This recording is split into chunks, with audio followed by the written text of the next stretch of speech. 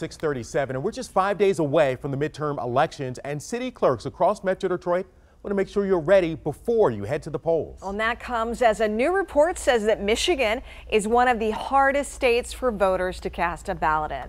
7 Action News reporter Nia Harden is live in Troy with more on this. And Nia, you know, certainly a reputation no state wants to have. What are precincts doing right now to make things a little easier for voters?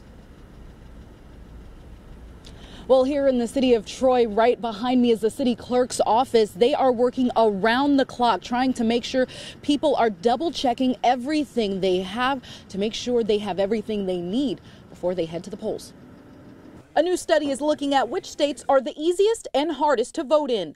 We asked voters where they think Michigan stands. I have no problem voting. I think it's easy in, easy out. It's very convenient. Not everyone's had it easy. In the past, I used to stand in long lines, sometimes an hour, sometimes even more. You're taking children.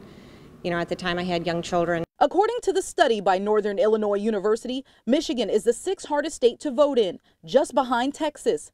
Coming in at number 1, Mississippi. I know my daughter's had problems voting where she's waited and waited and then just run out of time and had to go home, or gets all the way up to the table and they say, well, this isn't right or that isn't right, you know, and she walked away. The study looked at registration deadlines, voter registration restrictions, voter ID laws, early mail-in voting, and automatic voter registration. While Michigan doesn't have early voting, people are allowed to send in absentee ballots. We talked with Troy City Clerk Eileen Dixon, and she says more people are getting their absentee ballots in early.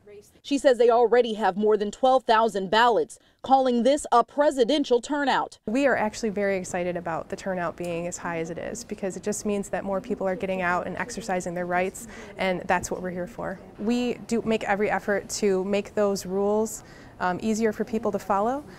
We do a lot of media notices, we do a lot of social media. Her advice to voters? If you're able to go between like 9 and 12 or between 1 and 5, you probably will not have as much of a wait.